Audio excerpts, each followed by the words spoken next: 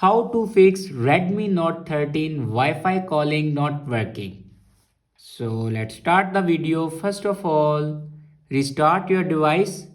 For restart your device, press and hold volume up button and power button at the same time like that. And then swipe up to power off your device and then turn back on. After that, open settings and then click on Wi-Fi. So you go back, click on more connectivity options. Now here you can turn on or off airplane mode. After turning on or off airplane mode, then go back and click on about phone. And here you can check your software updates.